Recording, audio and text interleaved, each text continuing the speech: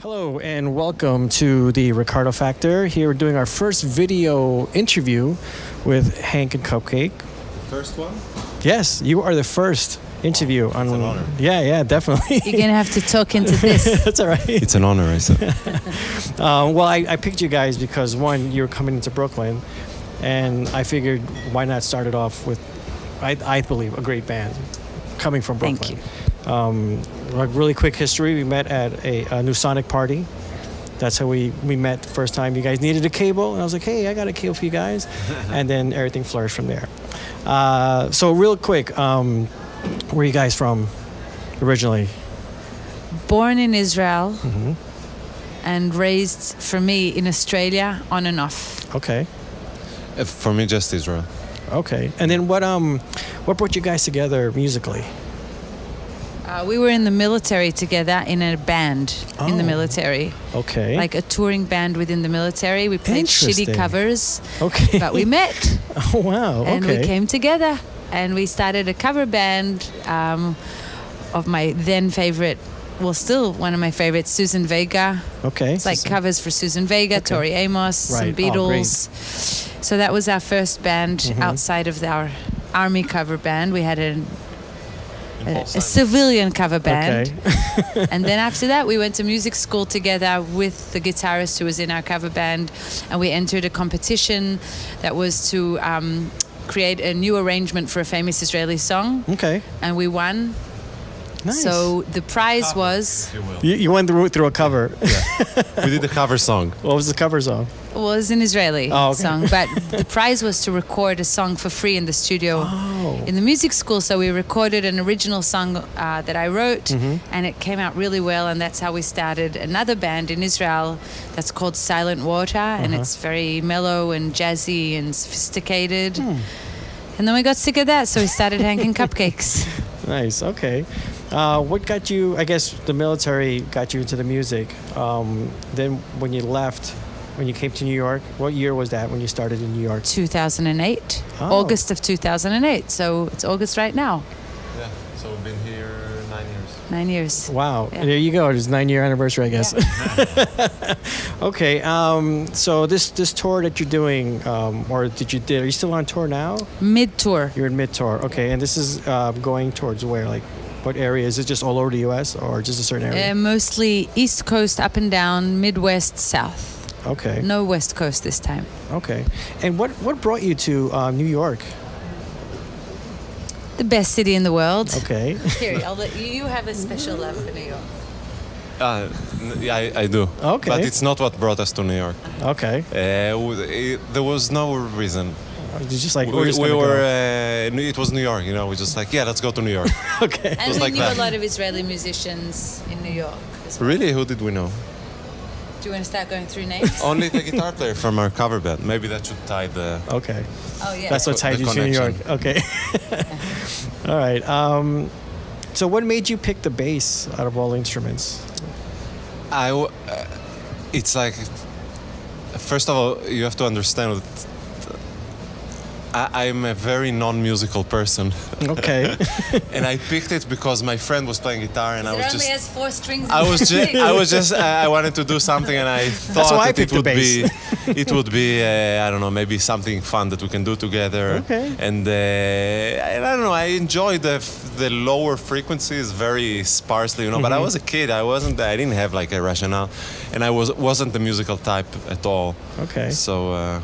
Well, I mean, I gotta say, as a bass player, enjoy your sound. When I first heard you guys, you have like this sonic creativity regarding your bass, which is, I would say, is another inspiration, because I used to play bass, but when I saw you, I was like, oh, I want to use effects now. I want to use all these crazy... So do you? I don't know. Yes, I do, actually. I play through my computer. I use Sound Rig or Guitar Rig, and I could just use all these, like... So the effects are in the computer? Yes. And then you could just do whatever you want, and then like have a whole one big sound on one button. It's unbelievable. Yeah. Sometimes I play with that idea. Yeah, it makes it simpler, but I'm actually kind of going back to analog because I kind of miss it. There's a little bit of a different sound, and I have my laptop. If it falls, I'm screwed. Yeah. Something happens to it.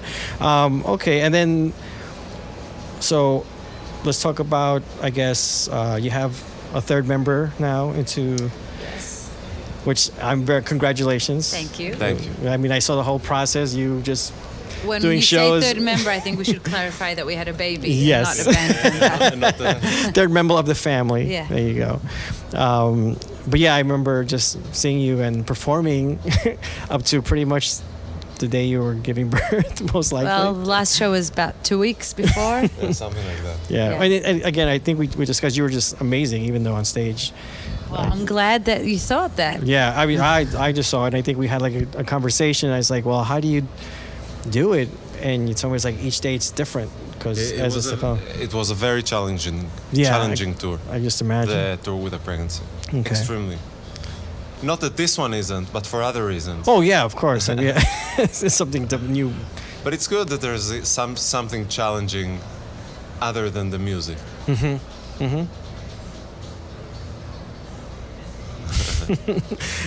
Okay, so then now a question in the future. I see you guys always developing new music. You got a new album out. Are you guys working on something new now, or is there? I'm constantly doing something. Good. I'm like I can't. I have to do something. So I have my interface and my computer, and I just keep going. I write something or I work on something. Most of them just don't eventually become anything.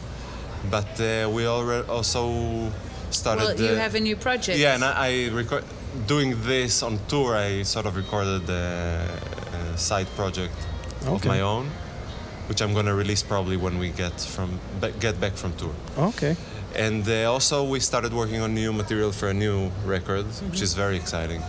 Obviously, I think we have half the half album. a record. Oh wow. Yeah. Very nice.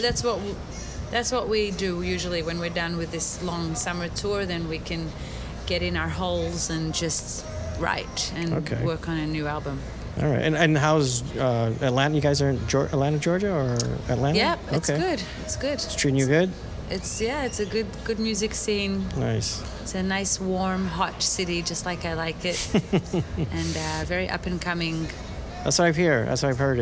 I actually, just so you know, like, there was talk in the green room tonight about Atlanta. Oh. It's a thing. No, I know. I think we're ahead of our game here. There you go. Yeah. Nice.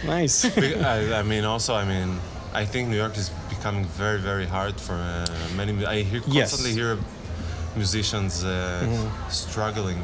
Yeah, because there's so much. I want to say competition, but just so much going on here. It's like, I mean more financially, it seems. That's true. That too. Yes, that is true.